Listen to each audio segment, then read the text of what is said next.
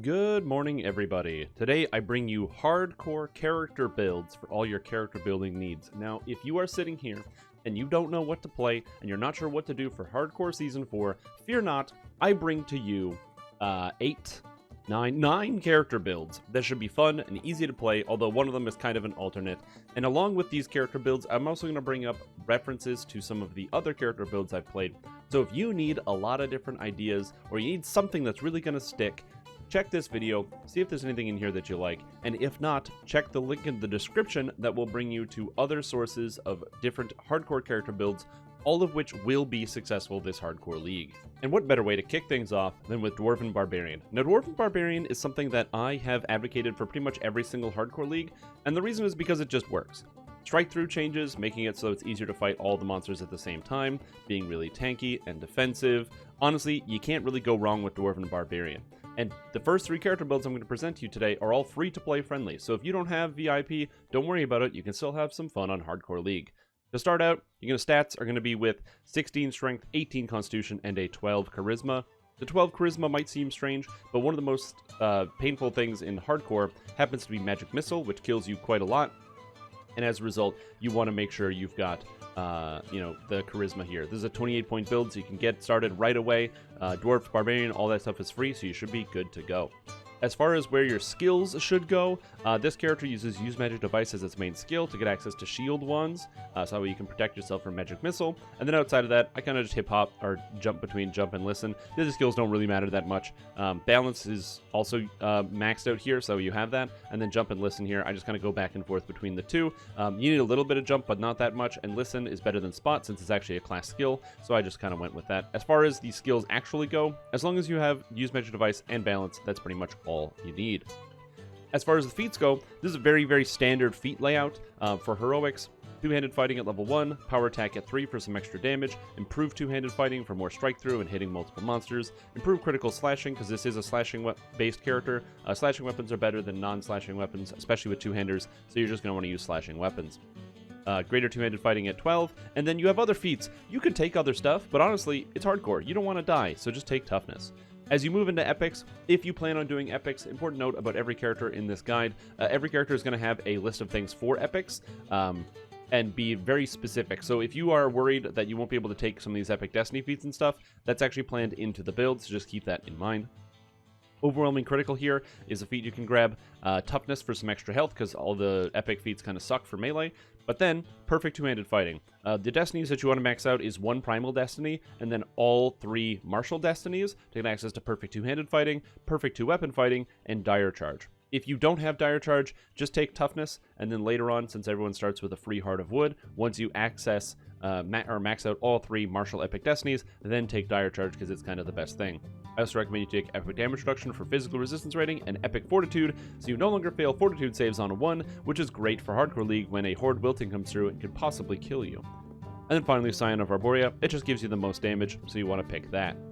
Now, as far as the enhancement tree goes, this character is a little wonky, and actually goes into the Ravager tree here, picking up pretty much all the good stuff out of Ravager, giving you access to the defensive things like I Like Pain, giving you temporary hit points that scales with your melee power, giving you access to the effects like Elemental Defense, giving you temporary hit points whenever you get hit by magic from enemy monsters, and on top of that, it increases your Barbarian damage reduction, and then the Tier 5 here, Blood Strength, makes it so when you hit monsters, you heal, and when you kill monsters, you heal, which happens all the time, and it's very, very, very good. Blood Strength is so strong, people can use this to keep their Barbarians alive in Reaper 10, so this is definitely going to work for your general leveling experience. And then finally, since you have Constitution, Constitution, Constitution, Constitution, and being a Dwarf gives you lots of Constitution, right here out of Ravager, you grab Visage of Terror, which is an instant kill based on your Constitution. So your character becomes really tanky and defensive, has a lot of good ways to protect yourself from monsters, and most importantly, the first thing you should always get every Barbarian you play, Blood Tribute. If you've never played Barbarian before, this is the most important thing. The way you want to level this character is all the points, not all the points, but points into Frenzied Berserker to be able to take Blood Tribute and max out Blood Tribute right away. Just right away. Because what this says is it grants 150 temporary hit points when you have 3 points in here, and you have a -1 stacking penalty to Constitution. Important note that your character has an 18 Constitution to start. If you get ship buffs, that's a 20, and if you have any items, that's any higher than that. Which means, let's just hypothetically say you have no Constitution items. At level 1, if you happen to have ship buffs, that's 20 Constitution. you can use this 20 times. 20 times 150 temporary hit points is 3,000 temporary hit points. If you can't get through a quest with 3,000 temporary hit points, then hardcore is probably not for you. But most monsters won't even be able to do like 500 points of damage by the time you finish a quest in the early game. So Blood Tribute's going to keep you alive through pretty much everything, all the way up through level 15, and then it scales into epic difficulty for some reason, giving you 400 temporary hit points at level cap, which is really strong. And then, of course, as I said, you pick up the good stuff out of Ravager and some of the defensive stuff out of Occult Slayer, because Occult Slayer gives you more percentage-based damage reduction as well as more hit points and healing amplification. As you move into epics, the epic destiny I recommend is Fury of the Wild. Fury of the Wild is great because it gives you the ability to instant kill monsters that you don't like with adrenaline. You press one button and whatever you're fighting happens to die. Now if it doesn't die because it's too strong, you have this ability called Overwhelming Force, which knocks the enemy down for 6 seconds. So there's no save on this. It's just if you use adrenaline on a monster, which is a buff to your next attack, it knocks the enemy down, causing them to be unable to do anything. And since they can't do anything, they also are counted as helpless and take extra damage from your attacks. So if there's a Spooky Reaper, oh no, you come around a corner in epics and there's a Plague Reaper that's going to kick your ass. Guess what? Kick its ass, knock it down, even though they technically can't get knocked down. They get knocked down anyway. It doesn't have an animation. They just kind of float there and then do basically double damage to them. It's pretty cool. As far as your twists go, I recommend Meld into Darkness, Momentum Swing, and Legendary Tactics. This is only 14 twist points, which is the same as if you leveled up all of the martial destinies, as well as Fury of the Wild and Traveling to Fury of the Wild. All of these destinies, I made sure to only have as many points in the fate points as I think it would be necessary to also take all the feats. So you don't need to level the Divine Destinies, you don't need to level the Arcane Destinies, just the martial ones, and then the ones in Primal that you're planning on using. Meld into Darkness is that you can press a button and not die for 15 seconds. This is essential at level 30 because sometimes you need to not die for 30 seconds. Momentum Swing is great. It's just a special attack that resets on all your cleaves. You don't take cleave. That's okay, because Boulder's Might counts, and Boulder's Might can reset your Momentum Swing. So even though it's not really a cleave, it still actually works, and will reset this all of the time. And it's just an attack with a high critical threat range, plus it hits twice. It's got a cool animation. And finally, Legendary Tactics. You're going to have a high strength, but still, just in case, you never know, you might need that extra DCs, because you really don't want your Dire Charge to miss. Now, I did create an item set for this character.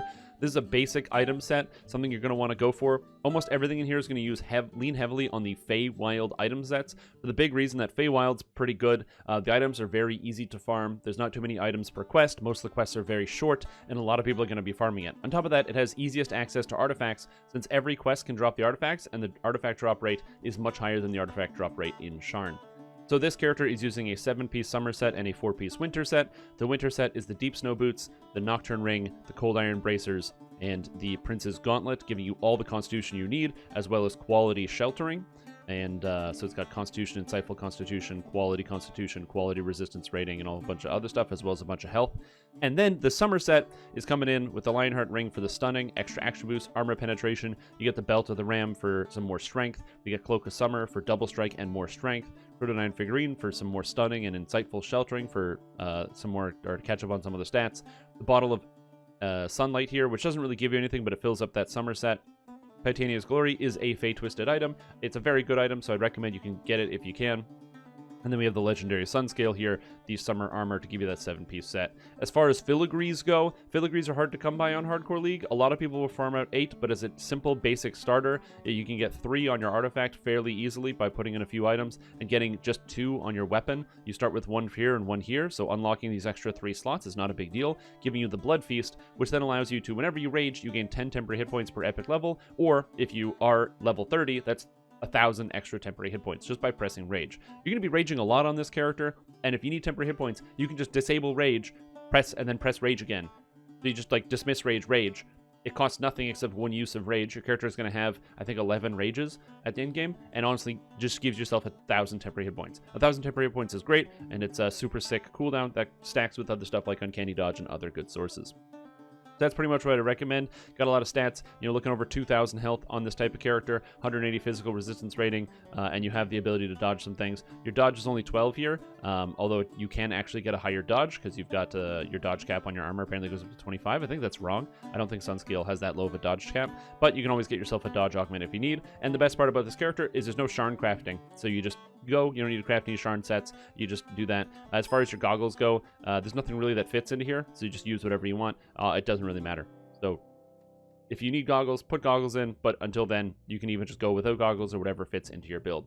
So that's the hardcore Barbarian. I think that Barbarian is going to be really good, and it's a great character to start with, especially if you just want to farm out some gear for your other characters. Now, moving on, we have Sun Domain Cleric.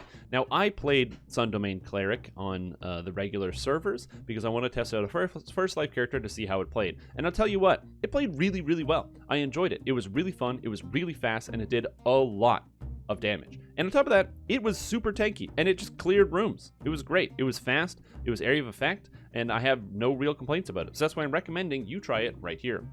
Your starting stats, you're playing as a human, and you've got a 28-point build. This is a 16 Constitution, 16 Wisdom, 14 Charisma. The Constitution's for your health, the Wisdom's for your casting, and the Charisma is for your turn undead. You will be able to turn undead with this build, so just keep that in mind to have a 14 there. And then on top of that, you're maxing Wisdom at every turn. As far as your skills go, you don't have that many, so I recommended Spellcraft, Heal, and Balance. Balance is so you can get back up, and then Heal and Spellcraft is to fuel most of your damage. As far as your feats go, this is a pure cleric, level 20, so you're going to be using Maximize and Empower at level 1 since you're a human, as well as Orion as your faith. This gives you quarterstaves as a favorite weapon, which doesn't really matter. The most important thing is it gives you Orion's Instruction, a buff you can press, I think, once every 10 minutes, that gives you +4 wisdom, spell penetration, and increases the power of your turn undead, which is pretty neat. Here for your domain, you pick up Sun Domain, and the reason you pick up Sun Domain is because it gives you Fire and Light spell power, which are your main spell powers, but on top of that, it also gives you Searing Light spell-like ability, Sunbeam spell-like ability, and Sunburst spell-like ability, letting you pretty much use Maximize, Empower, and Quicken, and Heighten on all of your spell-like abilities, on your Sunbeam, and on your Sunburst at no additional cost, meaning these things just become big nukes. So you just want to press a button and kill a monster instantaneously. You also grab Evocation Focus and Greater Evocation Focus, as well as Toughness and Toughness.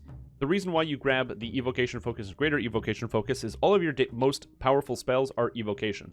Soundburst for your stunning, Sunbeam for damage, Holy Smite for damage, and then later on, once you get access to Implosion to instant kill people, again, it's an evocation spell, so it's very valuable to have this ability here. The toughness is to grab some extra hit points because it's hardcore league, and then Heighten, you take this at 18 just because Heighten allows you to increase the level of your spells to whatever the maximum level spell you can cast, and you only unlock the maximum level of spell 9 at level 17, so taking Heighten before level 17 seems kind of like a waste to me. Take it later, and then get the toughness early so you can get to level 18. As you move into epics, the feats are fairly straightforward for a caster. Grab Wellspring of Power here because it gives you extra damage. You just press a button and it increases your damage by a whole lot. Emboldened Spell grants you a bonus to your spell DCs, which is good. You just want to leave this on all of your spell-like abilities, plus it gives you some more spell points. Grab Epic Spell Power Light from the Epic Destiny feats, Epic Damage Reduction, and then for the rest of your Epic feats, you grab Toughness, and then Deific Warding. Deific Warding requires all 3 Divine Destinies maxed, and I recommend that you do this because Deific Warding is really good, granting you 10 physical and magical resistance rating for a feat. It's very, very strong, and if you get hit, you get even tougher. As far as your top tier feat, you could take Epic Will if you want. I don't know if it would be better to take this or just straight up toughness. I mentioned before and in other places, one of the things you're going to want for your character builds is to have ideally a Harper Pin, which is an item you get from the Harper Agent Favor, which breaks crowd control effects. So having access to something that breaks crowd control effects means you don't really need to make every single will save. So yeah, I go back and forth on this. So whichever one you think is best for you, go with that. It also depends on where your will saves end up landing. And then your Scion feat, you take Celestia, because you only cast positive light and alignment spells powers for the most part, so getting extra critical damage with those things is good. And 150 health, yeah, that's good. So take that. Now, as far as the enhancement tree goes, this is a little different than the one that I posted. If you'd like to follow the Sun Domain Cleric that I made as a first life character, you can also do that. That will work perfectly fine for Hardcore League. This one is posted without Fey Dark Illusionist, though, so that way you don't have to actually worry about being a Fey Dark or like owning the tree or anything like that. You can just play this character as is. So Divine Disciple is your main tree, giving you a whole bunch of damage, with Radiant Servant giving you some of the turning ability, and when you can't turn, you can still spend your turns on Positive Energy Burst. War Priest is used just to grab a little bit of wisdom and some extra tankiness because it's Hardcore League, and then Human is just to grab extra healing and extra wisdom. So this tree has 3 points available. I didn't actually spend them all. There's still some flexibility here, but this is pretty much the essentials of what I think you should take for the most part. And I kind of want to explain and clarify some of this stuff. So to get started, down here, there's a spell-like ability for Nimbus of Light. During the leveling process, you want to take every spell-like ability. Take Nimbus of Light spell-like ability and maximize Empower Quicken it. Take Searing Light spell-like ability, maximize Empower and Quicken it. Take Holy Smite, maximize Empower and Quicken it. As you level up, once you have Holy Smite spell-like ability, you don't really need this one anymore, Nimbus of Light, and you can get rid of this, because Nimbus of Light no longer is going to do as much damage, and Holy Smite's probably just going to take care of most of the monsters in every given room. Once you get to level 5, you don't need Searing Light spell-like ability, because you get the spell-like ability from your from your Sun Domain, and Sun Domain actually has the same cooldown as this one, therefore it will, you can't actually use this one, so you don't even need these spell-like abilities. So basically, by the time you hit level 6, you can then get rid of both of these spell-like abilities, but before 6, you want to use these, and then just unspec them and take the Holy Smite here. As far as this ability here, Divine Vitality, I actually like Divine Vitality a lot. It's going to be changed when this hardcore releases, it won't be changed, but when the update 49 comes out, this will be changed so you can use this while moving, which means as you're walking around, you can give people spell points. If you have hirelings, it means you can recharge them. If you have friends, it means you can recharge them. And since your character will have a lot of turn undead uses, about 15 per rest, at 74s plus 10, you're going to be able to return about 400 spell points every time you rest, and especially in the early levels, that's insane. That's so many extra spell points for a caster or somebody else in your party. It's going to be good for you to take, so I recommend Divine Vitality. And even as you get close in on the end game, just casting this regeneration spell is really powerful for other people. And that's pretty much how you spend your enhancement tree, and you have extra points if you want to be more flexible and take other things instead. As far as the Epic Destiny goes, this is an Exalted Angel character, and you'd only have to max out all 3 Divine Destinies. You don't need to leave the Divine area. Usually, you want to take, like, Rejuvenation Cocoon on a character like this, but you're playing as a Cleric, and you're a healer, so you have access to heal all of the mass heals, all the regular cures, so I wouldn't worry about going to get Rejuvenation Cocoon. Instead, you want to be the Exalted Angel and max out the other 3 Destinies, Divine Crusader, and also Unyielding Sentinel. And then for your twists, you want to take Empyrean Magic, so that every time you cast a light spell, you get 1% crit chance, because 10% crit chance is really good. You're always casting light and healing spells, so this will always be active, so it's just literally 10% spell critical chance, so that's really powerful.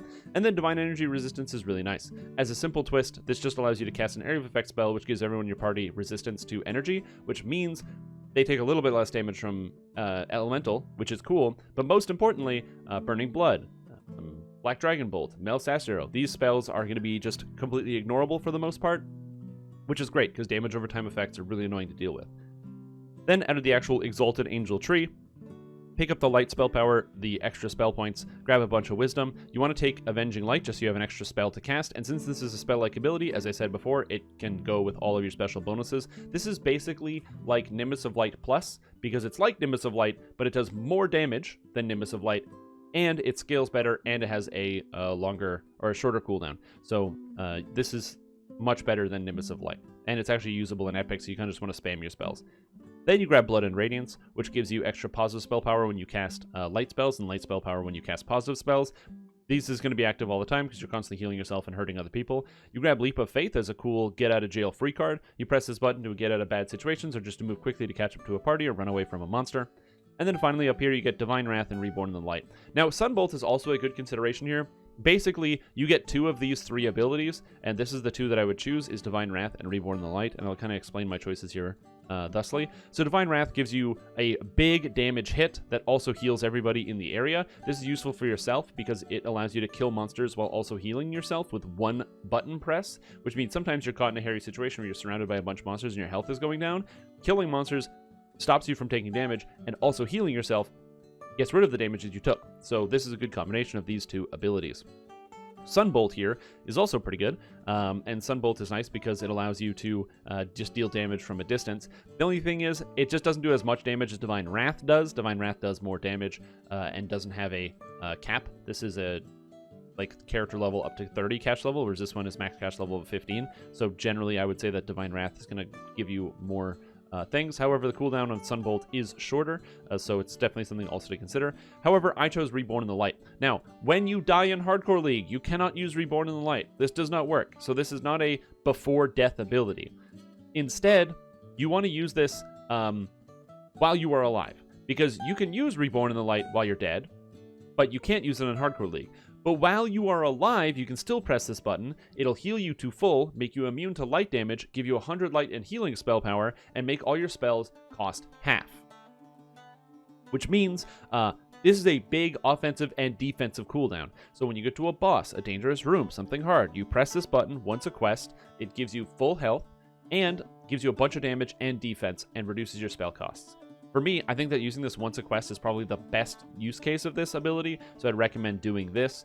Do not try to wait until you die, because you'll have devastating results when you try to press the button from the graveyard and go, oh, this doesn't work, I'm not in my quest anymore, and be really sad and upset. So I would not recommend that you do this. And then lastly, items. Now this set is actually taking some stuff from Sharn, specifically the Flame Cleansed Fury set, as well as the Winter set. The Flame Cleansed Fury set comes from Sharn, and it's just too good not to use on a Spellcaster Cleric like this, granting you the artifact bonus to Fire, Force, Light, and Positive Spell Power, as well as artifact bonus to Wisdom and Charisma and Spell DCs, so it helps out your turning and everything else. You grab this here Cloak, the Hallowed Trail, and the Hallowed Castigator, so your healing, insightful sheltering, and then your Radiance and Radiance Lore and Quality Evocation focus. All that stuff is pretty good. As far as the Winter set goes, you grab the Deep Snow Boots because it gives you Constitution, the Strap of Autumn Leaves because it gives you magical sheltering plus your physical sheltering, and then you also want to grab, it's also an artifact, which means you have an artifact in your build, and you grab the Nocturne Ring because it gives you a bunch of defense, and then for your fourth piece, you grab the Crown of Snow. The Crown of Snow gives you Insightful Spell Focus Mastery, which is nice, allowing you to get the DCs of all your spells a little higher, and it has Paragon Cerulean Wave. Cerulean Wave freezes monsters when you hit them with spells, so Paragon Cerulean Wave, this just will go off all the time because you cast so many AoE effects and other attacks, so you're just going to be freezing stuff left and right. To fill up the rest of your slots, you've got the String of Ears here, which is an item from Heart of the Problem, and it gives you extra quality wisdom plus some dodge bonus, which is kind of nice. The Bottle of Shadows gives you lesser displacement, an effect that you didn't have, so now this character will actually have 25% concealment when monsters try to attack them, plus it gives +2 to all ability scores. The Dead Ringers gives Wizardry, Insightful Wizardry, which is really nice. It's 660 spell points, which I'm sure you can find good use, as well as having Profane Spell Focus on it for some more DCs. And then lastly, the two items here, you have the Collective Sight and the Celestial Sapphire Ring. Now, the Collective Sight and the Celestial Sapphire Ring are Sharn crafted items. It's as well as the Resplendent Fury down here. So there are 4 Sharn crafted things you need to do, which is effectively doing 4 Sharn sagas for materials, which kind of sucks. But the upside is that you have pretty much every stat covered. Collective Sight granting you Wisdom and Insightful Charisma. Celestial Sapphire Ring granting you Constitution, as well as... actually, I think it's it. It's just Constitution.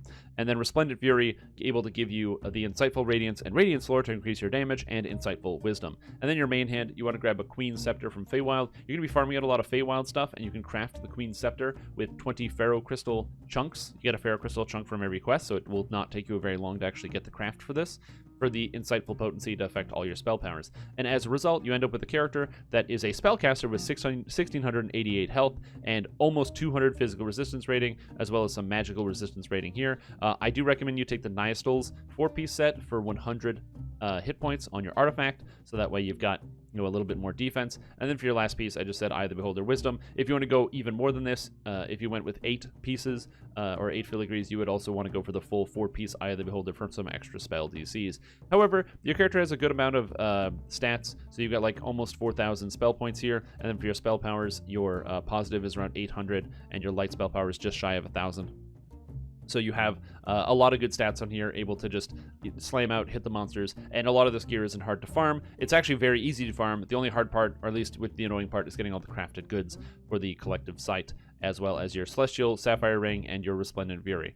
So that's pretty much it. That is the Sun Cleric, and I think it's going to perform very, very well this hardcore league. So if you want to try something good that will work well for you, free to play, Sun Domain Cleric is a great caster, and I think you should give it a shot. Now next up on this list is Rogue. Rogue is something that is quite difficult to get to work on a free-to-play basis, mostly because a lot of rogues who are doing trapping kind of want to focus on having some level of range, like using crossbows and stuff, and crossbows just really don't work a lot of the times for Rogue, specifically because you don't get intelligence to hit anywhere in the tree. You only get that from Harper Agent. So if you want to play as some type of crossbow rogue, usually you need Harper Agent, and as a free-to-play character, that doesn't work out too well.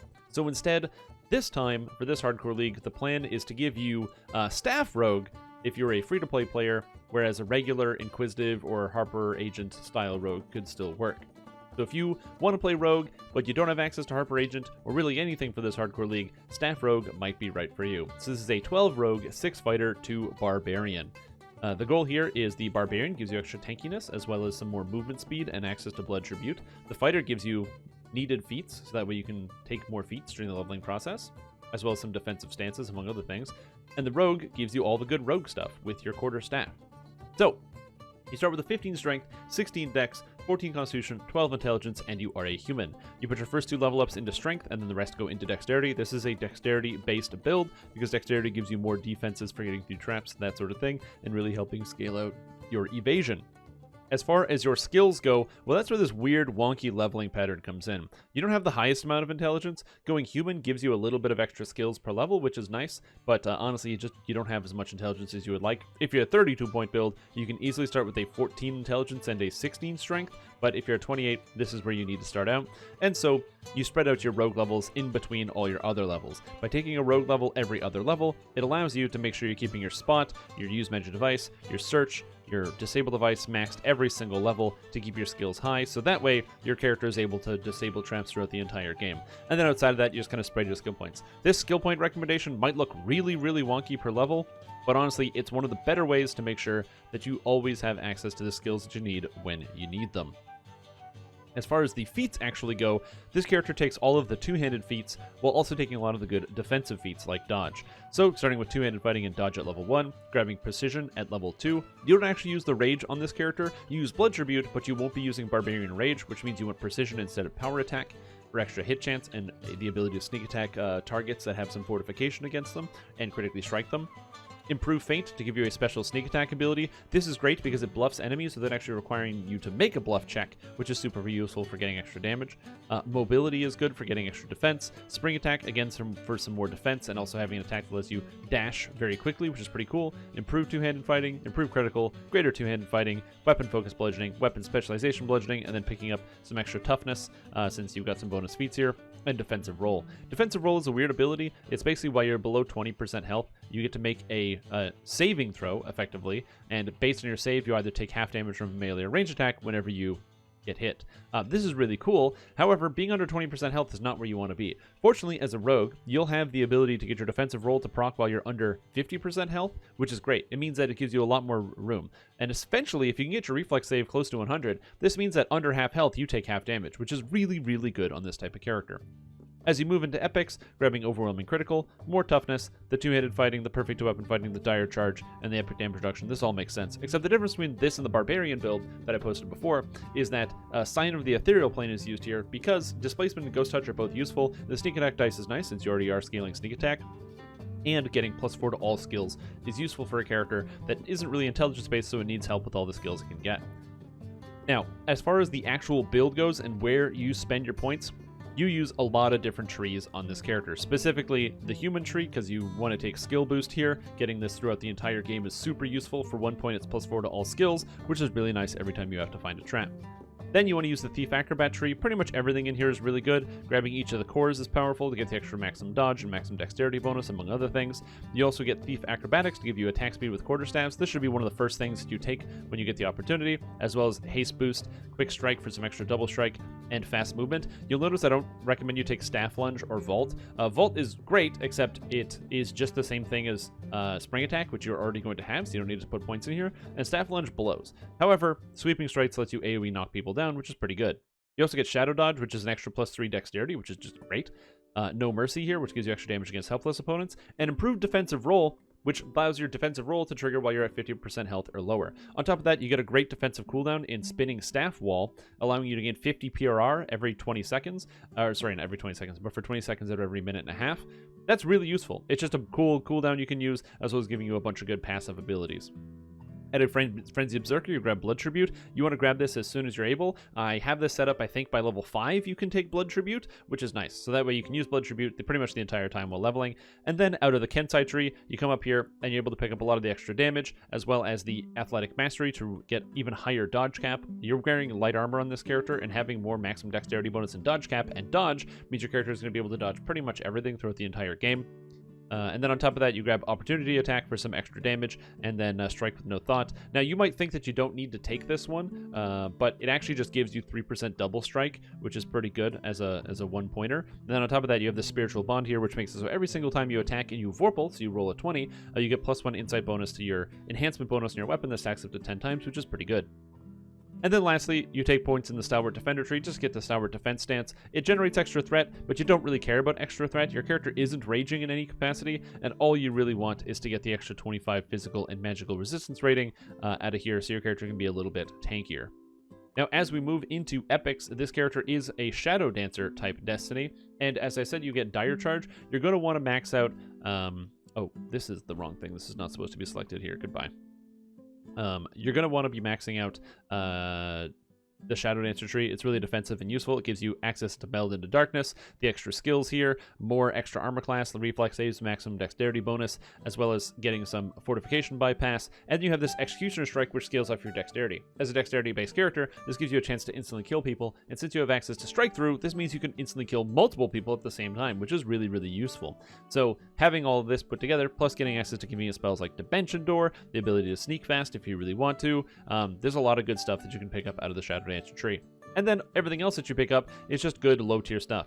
Extra tactical DCs for your Dire Charge and your trips, Dance of Flowers, just because it gives you damage, and extra action boost from Legendary Dreadnought, because your character does have a lot of different action boosts you can use, which is pretty nice and handy to keep around. So as a result of which, this character, with your proper gear set that I have set up here, it's not the absolute tankiest character in the world, only landing at 1436 health. However, you do have a good amount of physical resistance rating, capped out magical resistance rating, and a lot of dodge chance. 37% is really nice. Plus 25% incorporeality from Shadow Form, and 25% displacement from the Sign of the Ethereal Plane. You're very hard to hit in melee combat, you resist a lot of magical damage, and your saving throws... that number has to be wrong. There's something that's not factoring in here. I'll have to take a look into this, but your reflex save should be way higher than that.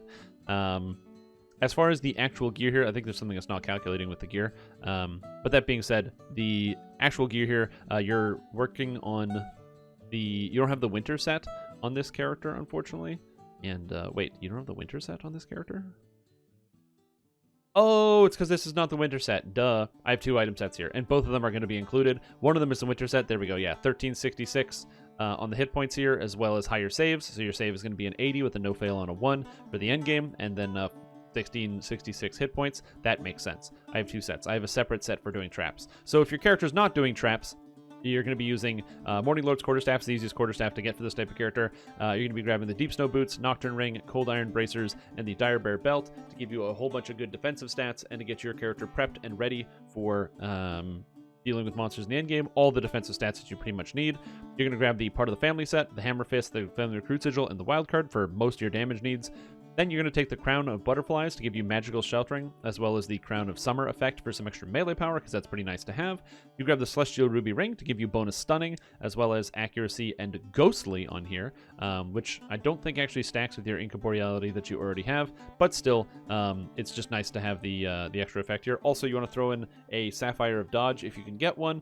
This is a Dodge 8, which is not, I think the best you can get is Dodge 12, but still, grabbing yourself some extra dodge. You unfortunately don't have a dodge item onto this character built in so far, using the Cloak of Spring to get dexterity and insightful dexterity.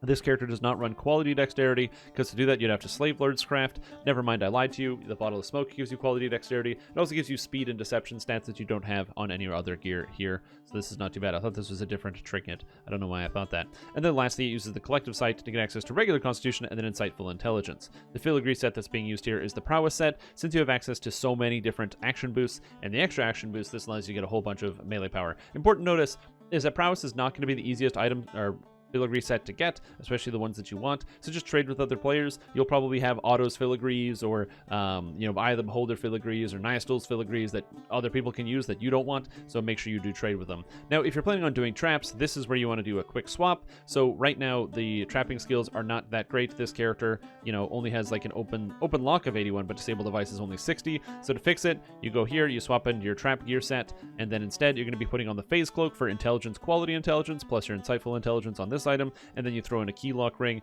which gives you the stats that you actually need to do a lot of the trapping. So you're going to want to get these 2 items as quick swaps. So you swap in, and then do your traps, and then swap back off. Bear in mind, you also have things like Greater Heroism, which you'll be able to use. You can cast Greater Heroism yourself to get yourself extra skills. You'll be able to use your Action Boost, Skill Boost, so that's an extra +8 right there. If you have anybody in party, like a Bard, who can give you extra Skill Boost, it's very easy to get your skills up, so you might not even need to swap all the time. But for the most part, having these 2 items as swaps, the Keylock Ring and the Phase Cloak, which I'll include with this character gear set, is very, very helpful and should help you out a lot with your actual end-game stuff. Anyways, that's all I have for the Rogue. So it's pretty good. It's creative. It's a different way to approach playing as a rogue in this hardcore league, and it's got good reflex saves and evasion, so it'll help you get through some of those sticky situations and deal with traps pretty effectively. Now, I have had many people ask me specifically what I'm going to play, and well, I have an answer for you. I'm actually planning on doing a hardcore thing in 2 steps. The first step is get to level 20. I want to get to level 20 because on Wednesday, when this releases, I'm actually going to be doing a 1 to 20 on the first day. If you want to check that out, make sure you go to the twitch.tv/Strimtom to see it. I'm not turning off the live stream until I'm level 20. If I die, I'm going to make a new character and keep going until I am level 20. So that should be very, very exciting. If you guys are interested in that, please do check that out. And the character I want to use for that is a Wizard, Eldritch Knight, Single Weapon Fighter, Warforged. So the plan is going to be a Wizard Eldritch Knight as a Warforged, who will be using single weapon fighting and pretty much dashing through the game, killing everything, and getting up to level 20 as fast as possible.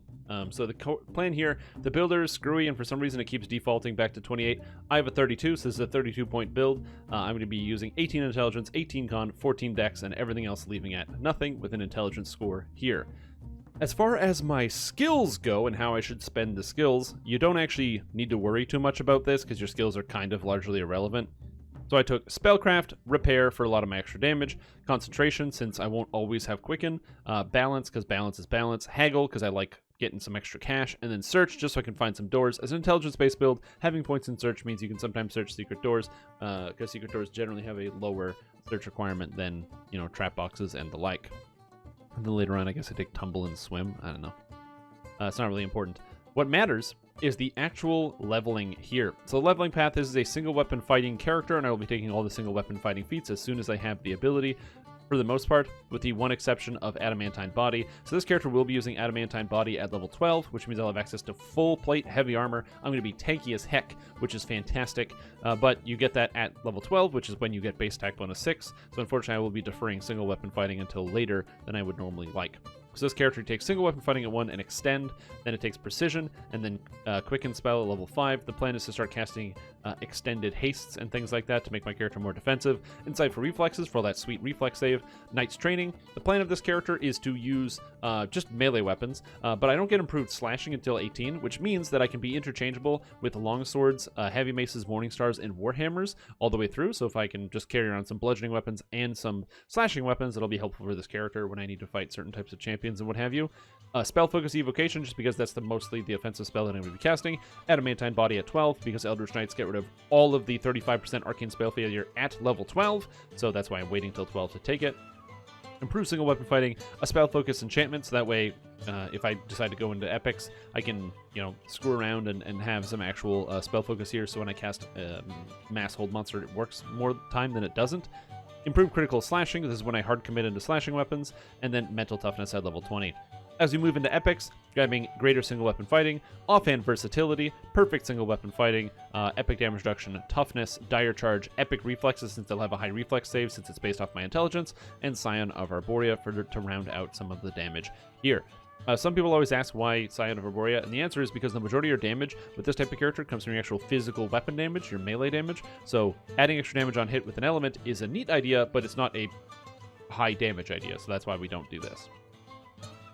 Now the actual enhancement tree is very straightforward. A lot of points get spent in the Eldritch Knight because it's just good. Grabbing improved mage armor, improved shield for the extra defensive stats, arcane siphon, toughness right here, grabbing eldritch accuracy so I have intelligence to hit, getting intelligence to damage as well as know the angles from Harper Agent, and some extra defensive stats like toughness and what have you. Using the orb saves because this character is planning to use an orb, so getting 10 extra universal spell power. So this tree actually gives a lot of universal spell power. Each core, I believe, grants 10 universal spell power, so it's 50 right here. Plus I get the 30 from Arcane Siphon is 80. Then Knight's Transformation is an extra 30 for 110. The orb is 10 for 120. And I think 120 is all the extra spell power, but still 120 universal spell power is a ton. Oh, and then Force's Point, whenever I hit a guy, you get an extra 2 universal spell power that stacks up to 10 times for 20 extra universal spell power, so that's quite a lot. So this character is going to be all about just universal spell power, constantly swapping the element on the spell sword to hit monsters and not worrying about it. Then out of the Warforged tree, I also spend a lot of points, mostly picking up all the defense, getting all the fortifications so I can't be critically hit, even if I don't have a fortification item while leveling, a whole bunch of extra health, and then grabbing 15 melee power and 25 universal spell power, and the extra repair amplification. The character will be able to repair itself easily, which is one of the benefits of playing this type of character. You don't need Pale Master since I'm a Warforged, I can just cast the repair spell, and this character ends up being pretty flexible, so it's nice. It's something I'm very much looking forward to playing, and it should be a good time. As far as epics go, this is a Fatesinger build. Now, if you look at my twists, these are a lot of twists. I'm actually planning on farming out all of the epic destinies on Hardcore League, so if you want to follow this build, you can. This is a farm out all the epic destinies sort of build.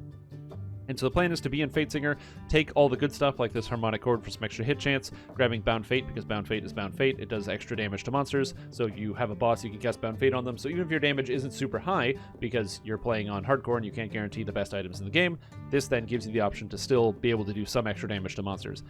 Rain, because it makes you do extra damage on a Vorpal, and since you're single weapon fighting, you Vorpal more often.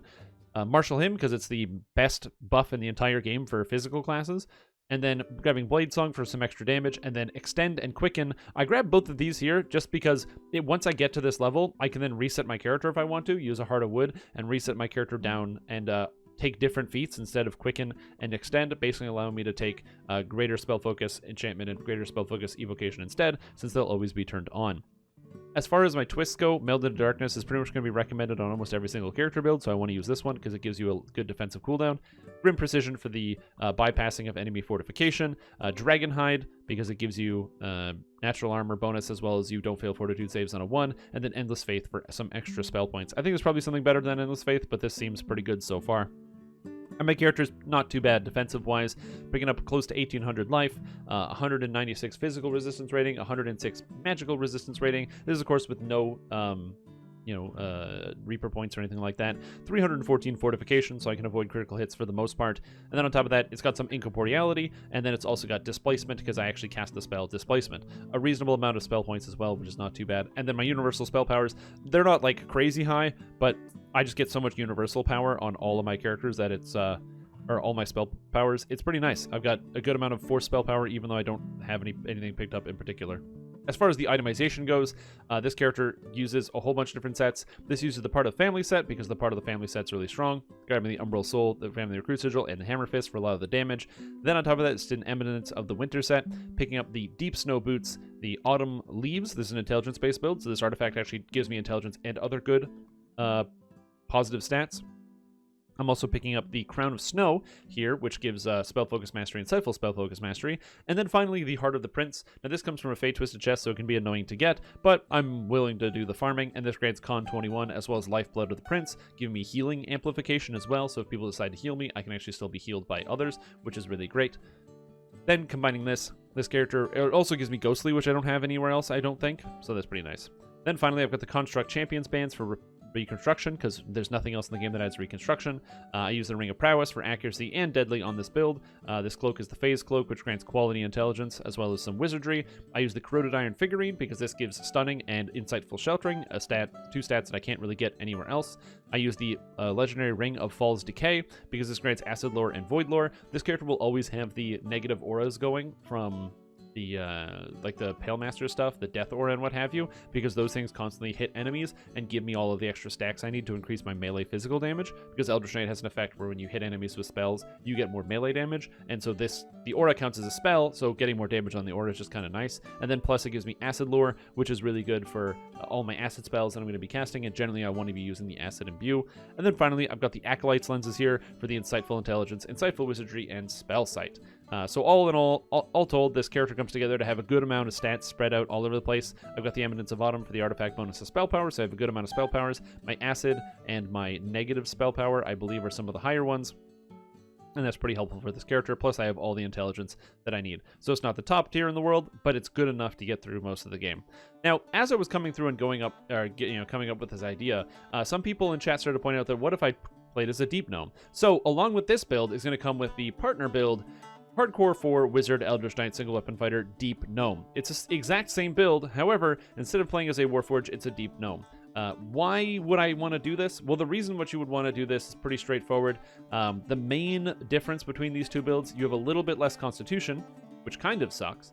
However, on the upside, you end up getting a little bit more intelligence, which is pretty nice. You get access to greater color spray very easily, which is nice, especially if you don't have access to the Fey Dark Illusionist tree, and you're a Necromancer. Now, this character is largely going to be leveling in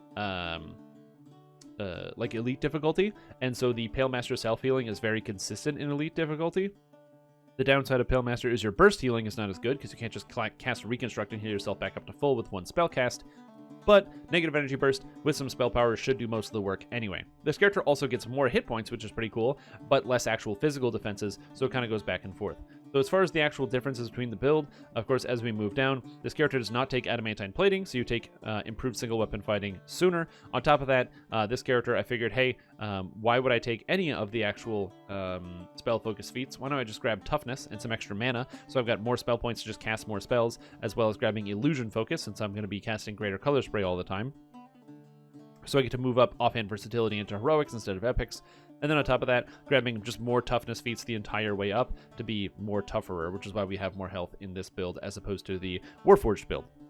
Now that being said, the enhancement tree is also going to be completely different because you want to use the Pale Master tree and the Harper Agent. So this character is a very, very slim build. This is as slim as we can possibly get it. Dropping some points out of the Eldritch Knight tree, no longer taking the Radiant Force Field. Also, you have to take Armored Arcana here to get access to medium armor, so you can unfortunately not use the full Mystic Wards here, so you lose some magic resistance rating. You also don't get any help from the Deep Gnome tree. You do get greater color spray, which is nice, but there's just no health here, so you have to keep that in mind. And then from the Pale Master tree, I don't know why I said Fail Master, that is very funny. Pale Master, it's the Shroud of the Wraith is the one that I'm going to be using, since it grants the mischance due to incorporeality, which is just nice to have. And then grabbing all this extra negative energy healing, so I get healed more from negative energy. And then grabbing Inflict Wariness, so when I hit monsters, it does negative energy damage. And it says, your Vorpal hits cause energy drain. This actually is critical hits, so every time you critically hit somebody, you drain a level from them, which is really nice. And then Undead Chill, making it so that I don't take any extra damage from light, which would be an instant kill on hardcore difficulties, so you need to be really careful. But other than that, everything else is pretty much the same. Then for the Epic Destiny, again, there's no real changes here. It's the exact same Epic Destiny. The only real change is the actual equipment that you pick up, because this character doesn't actually need to use the repair. So instead, you can use the Cold Iron Bracers as a winter orb or winter item, which means then instead of the previous item that you had before, the Heart of the Prince, you can use the Stygian Wrath here. Stygian Wrath grants you Insightful Nullification and Negative Lore, and you can also craft Insightful Intelligence on this. So you have Intelligence on Autumn Leaves and Insightful Intelligence on Stygian Wrath, which means where are you going to be picking up quality intelligence? There's this item, the Deep Promise Onyx, which grants insightful negative healing amp and quality negative healing amplification. Now, granted, you don't have regular negative healing amplification, unfortunately. If you could get that on anything, that would be fantastic, but there's no items that really fit into the build with this. So the cloak here, instead of using an item for negative healing amplification, I went with the Mantle of Fury, just because it gives double strike 22 and dodge bonus, and it can fit in as your Constitution item. It's a pretty good multi-item slot. And then instead, you can grab the Dusk Lenses, which gives potency and insightful potency, so your character has a lot less spell points, and your character has a little bit more health and less raw defense. You have more dodge because you're capped out, and on top of that, your general spell powers are way, way, way higher because you actually have just universal potency, or potency, insightful potency that you didn't have before, plus you get more spell power from the Pale Master tree. So it's a different build. Is this better or worse? I don't know, but I am pretty sure I'm actually going to go with the Deep Gnome build, probably get this character to 20 on day 1, and then I will quickly get myself to level 30 by leveling up some other Epic Destinies, and then my plan is to reincarnate my character into the final build I'm actually going to use for 5k and for the 20 Reaper points. And what build is that? None other than Spellsinger. Now, I love Spellsinger Bard. I loved it before the changes, and the new changes that they made Spellsinger Bard way stronger and also way more fun to play. So I'm really excited to play some hardcore Spellsinger Bard. This character is going to be great. I currently have it set up as a Tiefling Scoundrel. I'm still trying to figure out if I want to go Tiefling Scoundrel or Human, but I think Scoundrel is just a good way to go because of the Fiendish Arpeggio as an actual attack, and we'll go into that as we get further. So I'll be playing this as a 34-point character, but if you want to, you can also play this as well as a 32-point because it's a Tiefling Scoundrel right away, so 32-point is the way that it starts. And this character, 18 Con, 20 Charisma, all into Charisma. You don't need Strength, Dex, Int, or Wisdom. These things mean nothing to you, so don't worry about it. As far as your skills go, your character needs Perform. You need Haggle for money. You need Balance, and then you need Use Magic Device. I also take Jump, because bards don't get Jump or anything that increases their jump skill, and jumping over stuff is essential as a spellcaster, and also for avoiding traps, so level up your Jump, please. As far as your feats go for the leveling process, the feats are very straightforward. Maximize, Quicken, Empower. You have a lot of spell-like abilities. These are very good. Force of Personality. These are very good. Mental Toughness, Spell Focus Evocation, and Spell Focus Enchantment. Again, all of these feats end up being very, very good, and this is where I recommend you take your stuff. Mental Toughness might not seem like it's the best thing to take, but you don't get a lot of spell points as a bard, and having spell points is really nice for Spellslinger. Then, for your epic feats, Epic Arcane Insight gives you a bonus to spell DCs on a cooldown, which is pretty nice. You get to a boss or a dangerous room, dangerous group of Reapers, you can cast Arcane Insight all the time to give yourself extra DCs. Inspire Excellence for +2 to all ability scores for you and all your friends.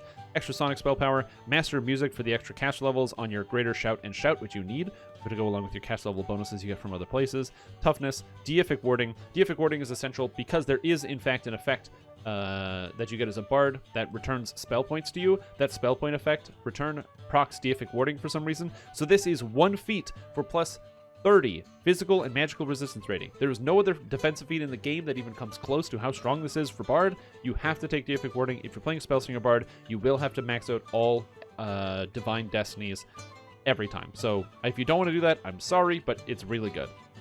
Then Wellspring of Power for some extra burst damage.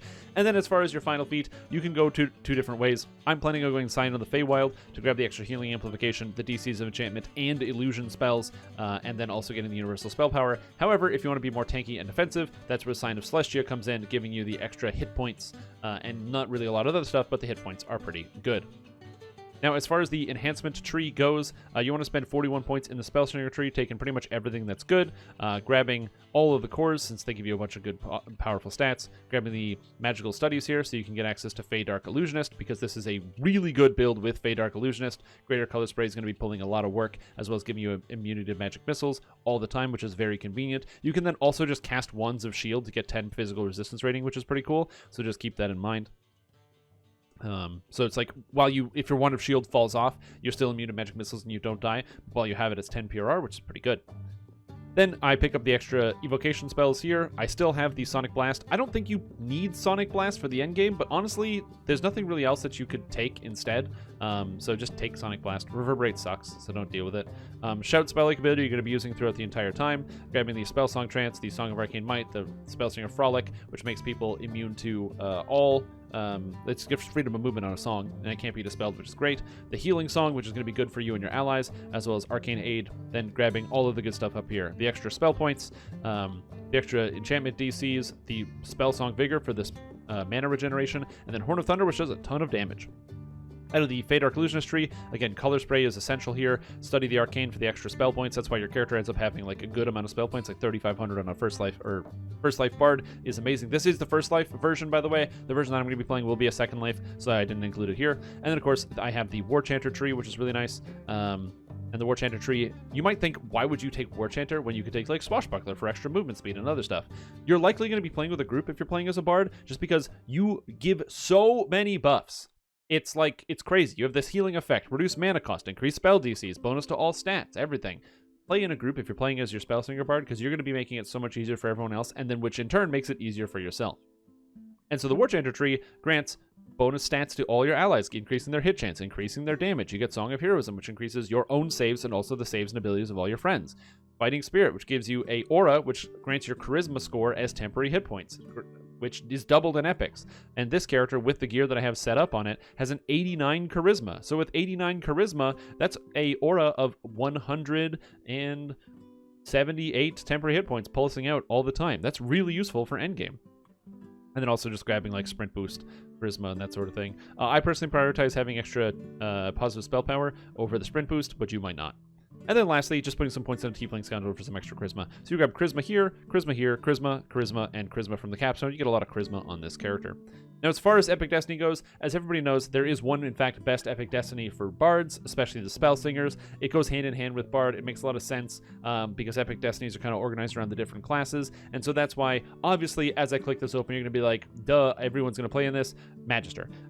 which might seem like a bamboozle because Fatesinger is kind of the Bard Epic Destiny, and like, why wouldn't you play as a Fatesinger if you're doing that?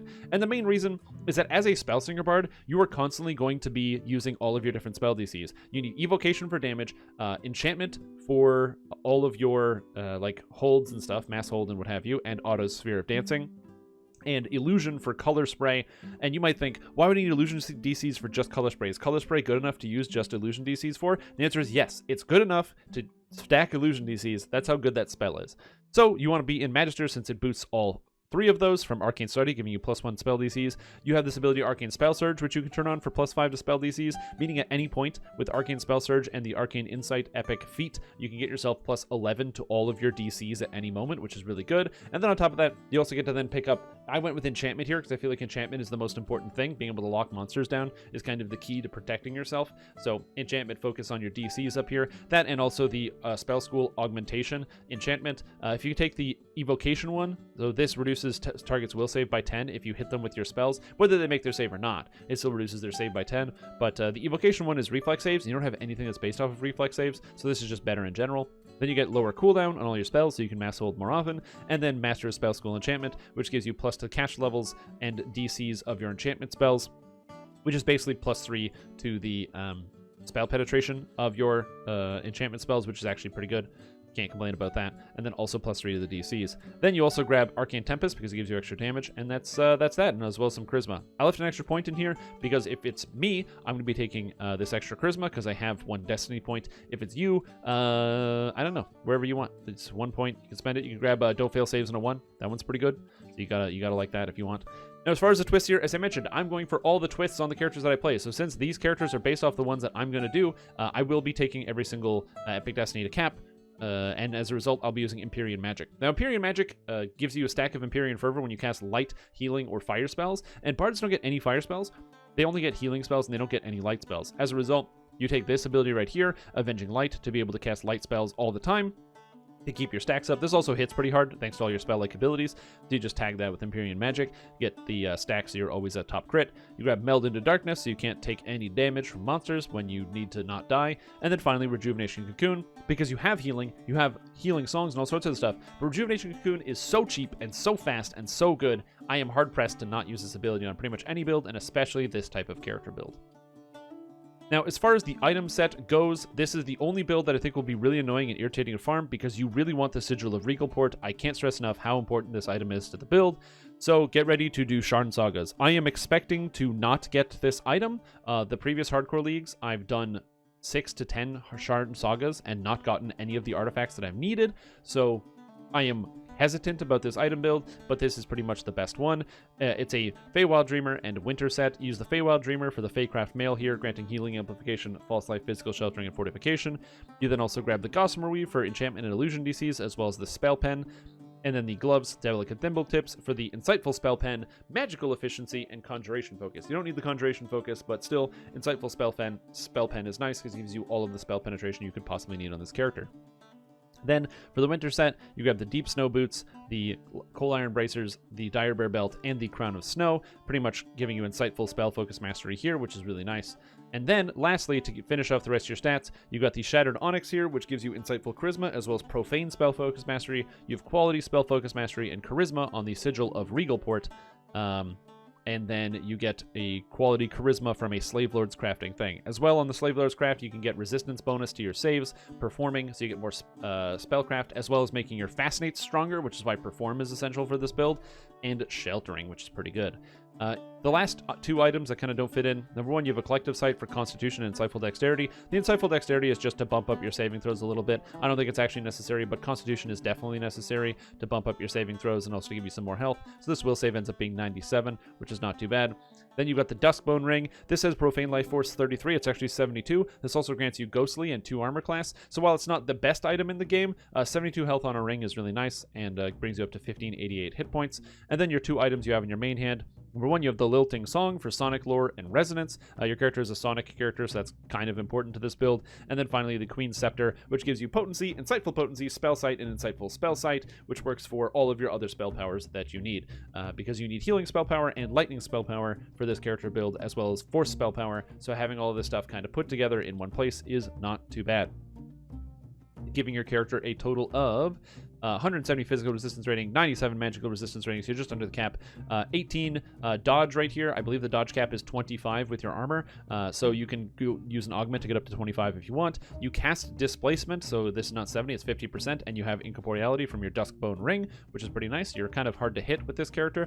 Good amount of healing amp, and most importantly, as far as your spells go, good amount of spell points, and your spell powers are really, really high universally, with Sonic just reaching an all-new high, so you've got a lot of good universal spell power here. So just again, having all of these points is really nice for this character. As far as the actual set you should use, I went with the 5-piece auto set because you take both Arcane Insight and Wellspring of Power, and while either of those active with the 5-piece set, it makes your spells cost 0. So hey, if you have both of them, you can have 0-cost spells pretty much all the time. So that's a really nice ability, and that's why I went with this set. I did have another item set I tried to use, where I tried to shoehorn in the Autumn set, which is not loading, and man, did it make me sad. I couldn't get the stats that I wanted. You had way more mana, and you had more damage and offensive power, but your defenses just weren't entirely there, and so you were not quite as tanky. So you definitely can build this item set, but it's missing some other stuff. Most importantly, 0% fortification, which is really bad. You can use a heavy fortification augment, but you're going to get critically struck here, and your health is lower by like 200 points under the other build that I posted. So this one is more offensive and sketchier, and I don't really plan on posting it, but if you really want it, please reach out to me, and I can give you this item set. Actually, maybe I'll just include it at the bottom of like, please don't use this, but you can if you want. And yeah, so that's this. As this is a character that I'm going to be playing for 5k and also 20 Reaper points, it should be fun. My plan is to do 5,000 favor, just slowly, just take my time, get through it all, and then take this character up to level cap, farm out the gear, and then have myself, you know, a good experience running through the 5k favor, which should be good. All right, next up is a bit of a weird one. It's another Barbarian build, but this one is a bear build, and it's arguably stronger than the regular Dwarven Barbarian build. However, this one is really screwy, and I think you'll like it a lot. So important note, this character is a Razerclaw shifter. You don't have to be a Razerclaw shifter, but it is very interesting for the build. A regular shifter works just fine, but either Razerclaw or regular shifter, if you happen to be playing as a regular shifter, you're just going to have a 18 strength and a 12 dex instead. But Razerclaw makes this really fun. Now, this is a 12 Barbarian, 5 Cleric, 3 Druid build, which might seem really weird and out of place, and it'll make sense in just a second. So why do we do Barbarian, Cleric, and Druid? That seems really weird, so let me show you. To start, as far as your skill points go, they don't matter. I think I took just spot and balance. Your skill points are totally irrelevant. Now, you might say, okay, well, we're playing Cleric, so we get healing. We're playing Druid, so we get healing? Like, I don't know. And the answer is kind of not really. You don't really need healing on this character. In fact, your spell points are kind of irrelevant and are completely unused. What you're going to notice is this number down here that says 4,203 hit points and be like, ooh, 227 physical resistance rating, and be like, ooh, that's what I want to play at level. This is a first life character at level cap? I want to play this. Does this have crazy gear? And the answer is no, this does not have crazy gear. The gear for this character is extremely lax and easy to get. So why do we do this? Well, the answer to that question is because this character is a bear form barbarian, using regular bear form, not the dire bear form, and using barbarian for a lot of the good offensive stats. So this character uses power attack right away because you're going to be raging all of the time as a barbarian. Then you go to grab out of the druid tree, or you take your levels of druid, you grab toughness, wild shape bear, and you need 3 levels of druid so that way you can start taking natural fighting. Natural fighting gives melee power, physical resistance rating, and a double strike, and even more importantly, while in bear form, it increases your damage modifier with 2-handed weapons and gives you strike through. So you are in fact going to be using 2-handed weapons in bear form with this character. This is not a tank, this is not defensive, it's really tanky and has a ton of defensive stats, but it is not a tank by any stretch of the imagination. You also take 5 levels of Cleric, and the levels of Cleric are basically completely irrelevant for the actual Cleric stats. You don't need Cleric at all. Cleric is not going to give you healing. So you might ask, why are you taking it? And the answer is because of Animal Domain. Now, Animal Domain gives you spotless and reflex saves, and it also lets you turn animals, which is totally useless. But Animal Domain Tier 2 gives you 10 hit points per Cleric level and 10 hit points for every Epic level you have gained, meaning by just taking 5 levels of Cleric, you gain 150 health at level 30. That might not sound like a lot, but it is, because that's on top of the health you actually get for being a Cleric. So each level of Cleric is worth 11 health per level. Each Epic level is 11 health per level, plus the extra 10 health is 21 health per level. So these little bits of Cleric is actually a lot of extra hit points. So that's one of the reasons why you take this. Then you grab Barbarian for the rest of it, natural fighting, toughness, overwhelming critical, and the natural fighting feats kind of replace the two-handed fighting feats and what have you. And then, for the rest of your feats, you grab Perfect Natural Fighting, which just gives you some more damage and some more armor class if you want that, as well as making your Epic Defensive Fighting even stronger. Epic Damage Reduction, Perfect 2 Weapon Fighting, Dire Charge, Epic Fortitude, and Scion of the Ethereal Plane. I went with Scion of the Ethereal Plane as opposed to Arborea, just because it gives you Lesser Displacement and Ghost Touch, which are stats you don't get anywhere else in the build, and it makes your item gearing process a lot easier. And then the Lesser Displacement is nice because when you already have this much health and this much physical resistance rating, dodging 25% of all attacks is really, really good. So let's take a look at the actual enhancement tree, and this character is going to do also weird stuff. So number one, Razerclaw Shifter. So as I said before, it doesn't matter whether you're a Razerclaw or a regular shifter, this tree is actually going to be just the same. I just think that Razerclaw is neat because if you happen to have access to it, it's a 32-point build right away. But if you don't have access to the Razerclaw Shifter, you'll just be using the regular shifter, and you start with an 18 strength and a 12 dexterity. Don't worry about it. However, the points you take out of the shifter tree are the same. Grab the extra shifting, grab Constitution, grab Hardy Shifting, so you get more Constitution while shifting, and Magic Fang. Magic Fang is essential. Now, you might ask yourself why, and the reason is because Magic Fang gives 1 extra enhancement bonus to your weapon per 5 catch levels, which means at level 30, when you cast this ability, it gives +7 to hit and damage. +7 to hit and damage is a lot. That is a huge number. 7 accuracy and 7 deadly is something people would pay a lot for, considering people seek out quality deadly bonus on items, which is only like +6 damage. This is +7. So if you're going to devote an entire item slot to this, this is great. It stacks with all the other effects you can get on your character. It's very good, and it comes out of both trees, so make sure you pick it up regardless of which shifter you happen to be. Plus, you can cast this while raging since it costs hit points for some reason. Then, out of Nature's Protector, you want to make sure you grab this ability here, Primal Beast, for the extra melee power, and the extra rage of the beast for extra rages. You also pick up Enchanted Defense for extra defense bonus, and the Nature's Defense, because this is a defensive stance that can be used while raging. And the rest of your points come straight out of Barbarian. First, Frenzy Berserker. As I said before, you're always going to be spending points into Blood Tribute. You're always taking Blood Tribute. Please take this as soon as you can, because it prevents you from dying your entire time while you're playing hardcore. Then, Occult Slayer, you can be going up to the top of the tree on Occult Slayer and taking all the good stuff. You take all the defensive things, such as the Parrying Bond and the Guarding Bond. You don't really need to worry about taking extended rages. Your character is going to have a lot of Constitution being a Barbarian, plus getting extra Constitution while shifting out of here and things like that. So you don't really need extended rages. If you feel like it's nice for the early game, please take this, but you should never really run out on this character.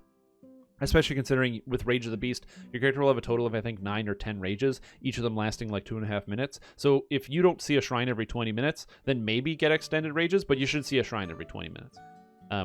Anyways, grabbing Lessons of Travel, just something to get you up to the next tier of the tree. Arcane Encumbrance here is really nice because it grants you a 30% chance when monsters hit you with spells, they get knocked down. This works all the time, so just always use this. It's like one of the best abilities. You don't see it, but then all of a sudden a guy will magic missile you, and then they'll just fall over and they're stuck for like 10 seconds, and it's the greatest. Grabbing extra Constitution here, grabbing Bond of Retribution, which lets you get the Bond of Destruction, and then also Driving Force. You press Driving Force all the time just because it's a buff that gives you melee power and also gives you magic resistance rating, so it makes you tankier. And then Bond of Destruction.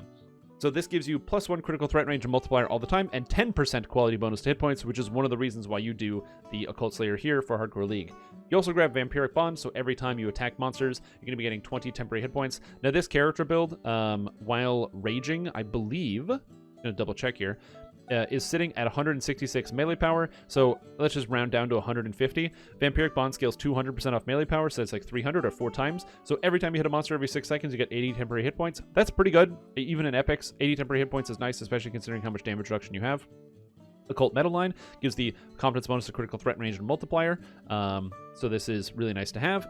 And also you bypass all damage reduction. And then finally, One Spirit is a heal spell. Now, this costs 100 weapon bond. You get 1 weapon bond every time you attack somebody, so you might think that this isn't going to work that well, but you get weapon bond every time you double strike a monster and every time you hit somebody with strike through. So if there's 4 monsters in front of you, you swipe with your bear claw, you hit all 4 of them, getting 4 stacks of weapon bond, and if you have a lot of double strike, you double strike on all of them, getting even more weapon bond. Against big packs of monsters, you're gonna have One Spirit up all the time and be able to heal yourself pretty consistently and easily whenever you need to.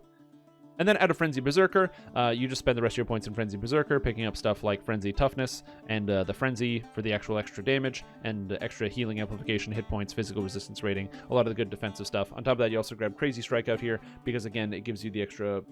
you can use this ability called Cracking Attack, which is this one down here. And when you press it, it gives you a buff that gives you +2W, or a 2 times multiplier on your base damage, as well as some melee power for a short duration, which is nice. And the duration and the cooldown are the same, so every time you press cracking attack, which is whenever it's off cooldown, it gives you extra damage, which is nice.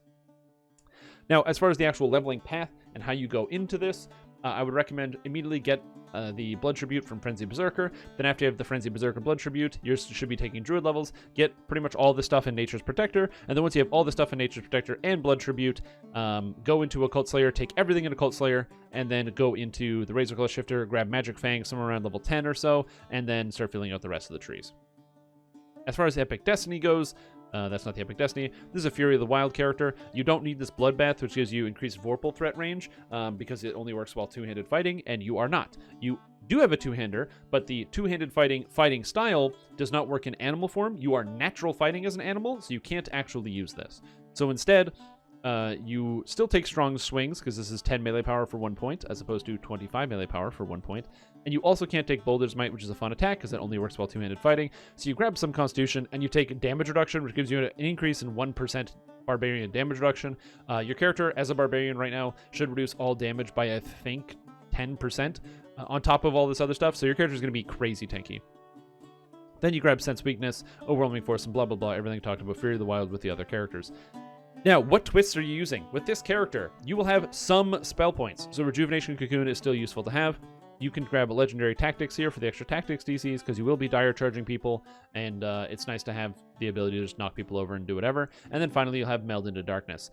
If you can manage it and actually get all of the Fate points, something you can conceivably twist in instead of the Meld into Darkness is out of the Primal to Avatar tree, you can twist in Balanced Attacks, and so that's something to consider swapping. If you feel like you have a healer and you feel comfortable, Balanced Attacks while you're in animal form gives you +6 to hit and lets you knock down people when you Vorpal them, which as a bear will happen all the time, so you'll be constantly knocking monsters down. So again, if you're playing solo or you don't have a good group, Meld into Darkness, but if you have anybody who's healing you, get rid of Meld, put on Balanced Attacks, you'll be a much happier camper with that type of build. Now let's take a look at some of the items here. Oh god. The items.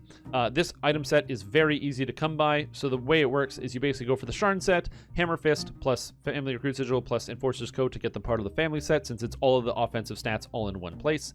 Then we're going to grab a couple convenient summer items, specifically the Cloak of Summer for Strength, Insightful Strength, and Double Strike, because that's just really, really strong.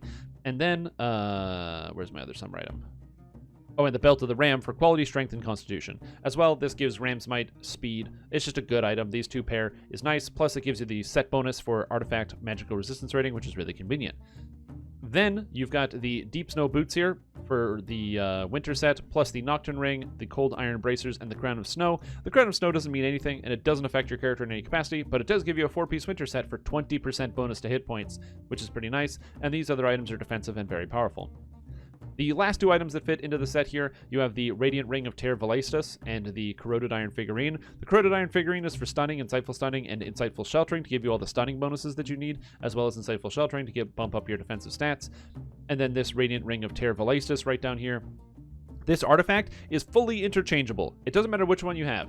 So you can either get the Blood Sigil Ring, or the Sigil of the Triumvirate, or the Radiant Ring of Ter Valaistus. All of them are basically the same, and all of them give you stats that you need, so just get whichever one of these three you can get first. The Blood Sigil Ring is Deception, Deadly, and Combat Mastery. The Sigil of the Triumvirate gives you Insightful Accuracy and Insightful Deadly, and the Radiant Ring is Quality Accuracy and Quality Deadly. All good stats and an artifact. Just get one of these three rings, doesn't matter which ring, just one of the three. They're all basically the same for this character build. And then finally, you have an extra item here. Now, you don't actually need any of these items. They are pretty useful, but, you know, goggles, no one really cares. It's not really important. However, there is a new set of goggles that is coming from the pack in Update 49 that will release later during Hardcore League. And that pack is going to have a set of goggles that will have potency on them, which will help you out for your Rejuvenation Cocoon. They will have accuracy, and they will have deception on them, so all stats that you don't have, and which will be nice for the build. Until then, it doesn't matter, put whatever goggles you want. And as far as weapon go, just go with the Morning Lord's Falchion, because falchions are good for this type of character. And so this is the post-goggles set. However, before the goggles come out, there's going to be the pre-goggles set, which is just a little bit of a swap. It uses the Crown of Leaves with accuracy and deadly. So this is before you get the goggles. It's got accuracy and deadly on the Crown of Leaves. So you have these two stats, which is pretty nice. And then instead it uses the Ring of Winter's Chill for the 4-piece winter set and no artifact. Obviously having no artifact is bad. But again, there's like the difference between the post goggles and the pre goggles. Before, like this is after those new goggles come out, you want to use those. I can't remember the name of them or what quest they come from, but trust me, when they come out, if you're watching this character build, you'll be like, oh, you'll look through the patch notes and try to figure it out. That being said, between these two versions, this one's also nice because this doesn't require you to farm out an artifact, so you can just use this if you want to start with this set until you get an artifact, and then once you have one, swap into the post goggles set if you want.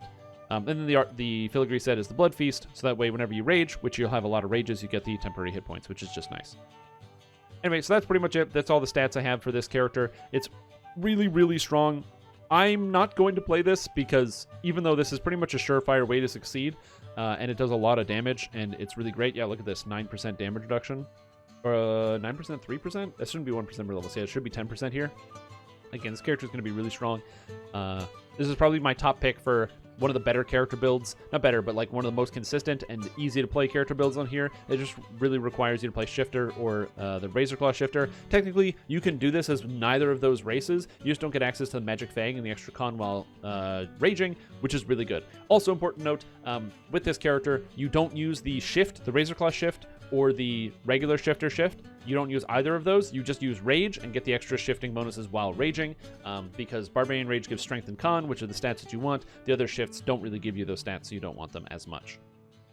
Next up on the list is Caster Favoured Soul. Now, I played Caster Favoured Soul and tested it out on Lemania when it was just coming out, and I can tell you what, this was an extremely easy character to level, very strong, very fast, super tanky, just very easy to work with. It's very similar to the Sun Cleric, however, if I'm being honest, this character is better than Sun Cleric, so if you're looking for something that is stronger than the free-to-play Sun Cleric, this character is not free-to-play because it requires Favoured Soul, so you can either unlock this with 2,500 favor or just buy it ahead of time, and it also uses the Aasimar race, again, not a free-to-play race.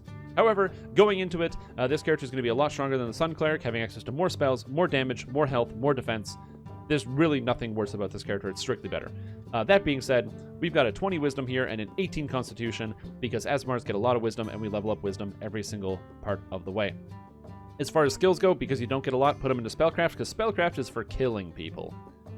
Moving into what actual feats you take, this character has a lot of spell-like abilities, so you're going to be taking a lot of things that boost up spell-like abilities. On top of that, you're also going to be a follower of Orion, just like the Cleric build, because you do want to get the extra button that you can press for more Wisdom, which is pretty cool.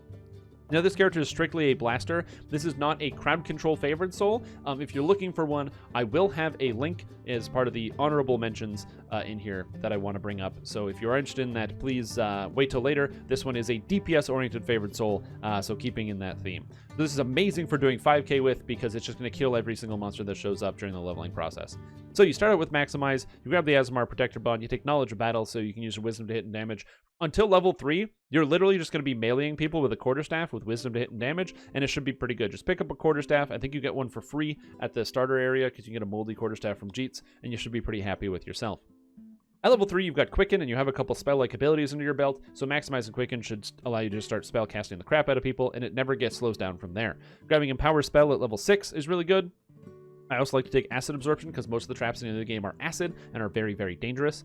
Then at level 7, grab Stout of Heart, which gives you 10 extra hit points per Favored Soul level or Epic level, which is basically this enhancement is 300 hit points. It's really crazy.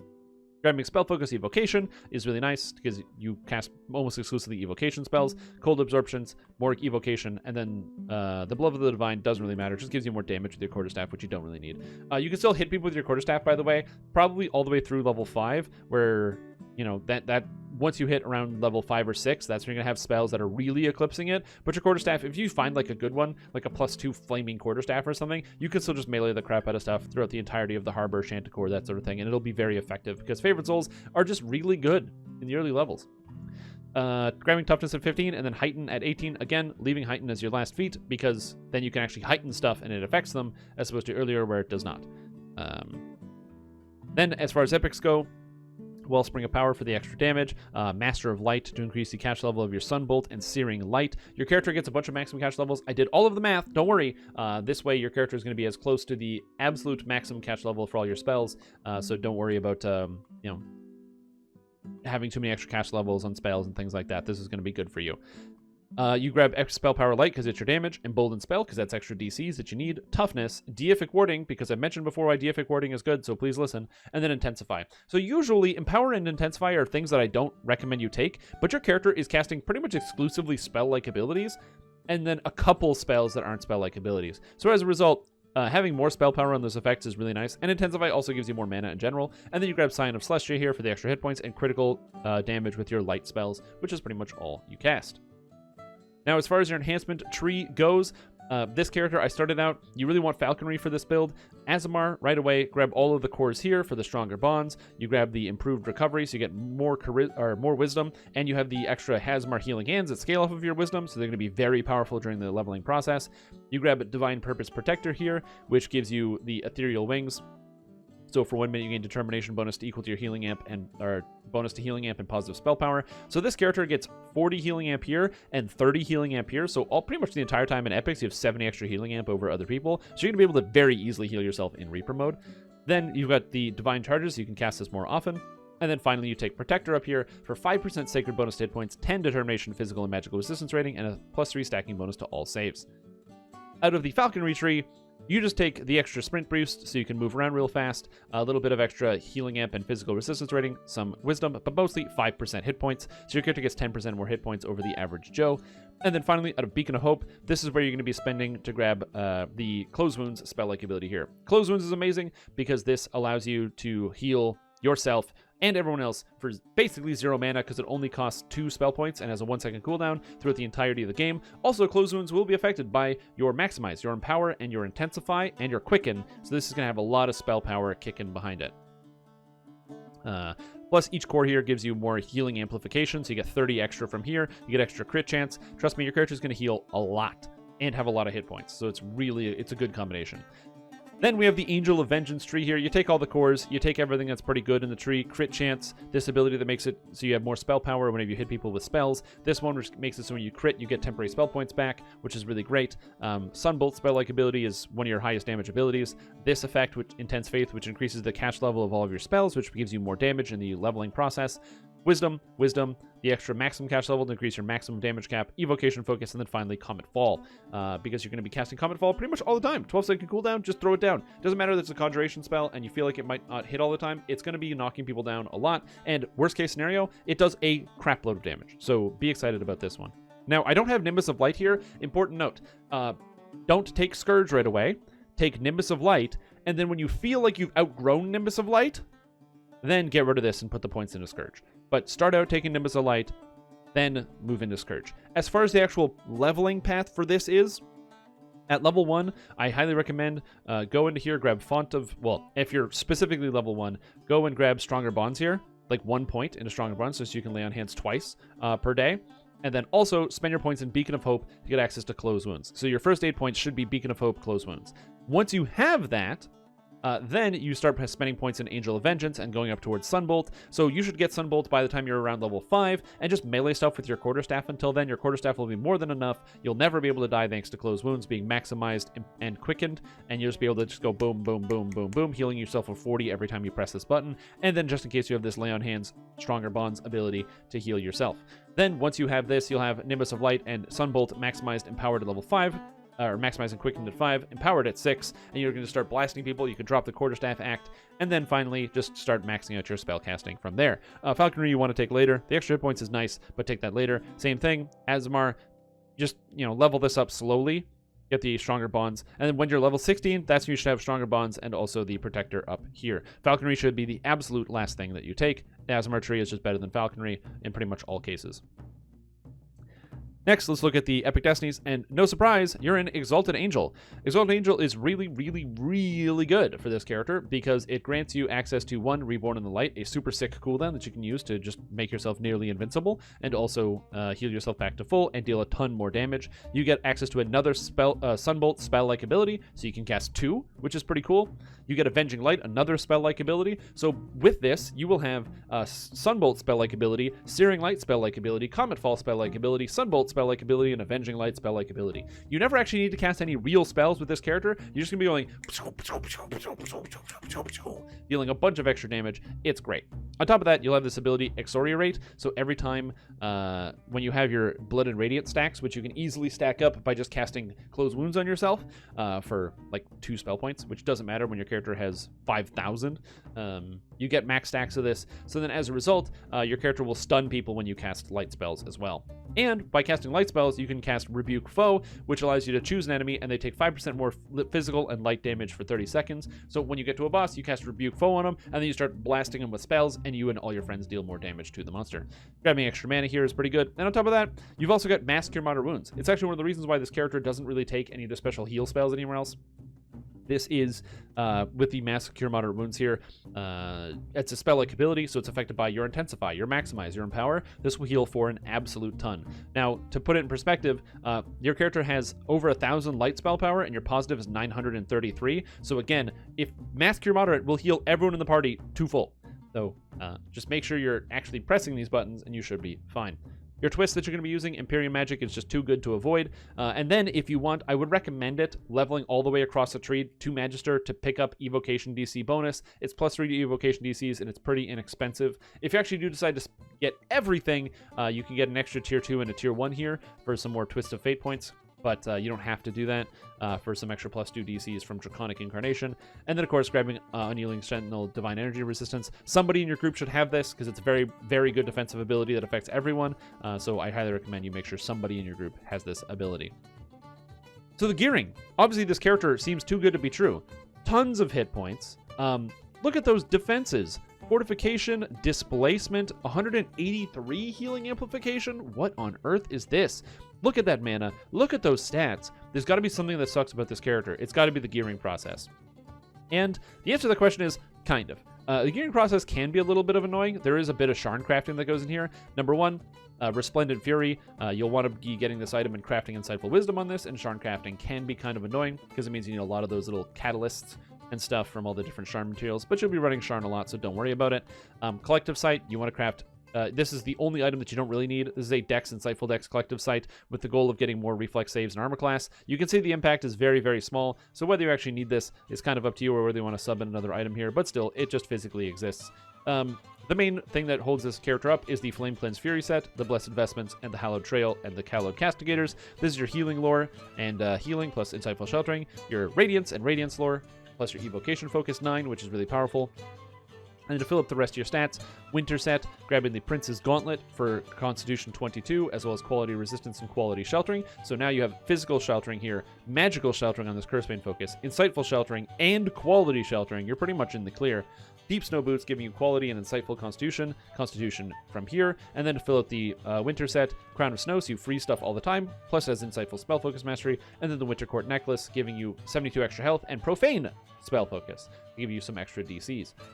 Then finally, I use the Black Satin Waist here because it gives you Quality Spell Focus, an extra +2 DCs, and Quality Wisdom, which you can craft on here, giving you Wisdom from the Topaz Ring, which is right here. 21 Wisdom on this ring. It also grants you Lesser Displacement, Parrying, and Wizardry, all stats you didn't get on other items. So this is 880 spell points, because Favored Souls get double spell points. Parrying 10, Lesser Displacements here, even tankier, and the Wisdom. You get the Quality Wisdom here, and the Insightful Wisdom from your Resplendent Fury, plus you get the extra critical hit chance from the Radiance lore. So this character, on top of that, not only do they have all these spell powers, their actual spell critical chance is 72% for light spells and 51% for positive, so that's really, really powerful.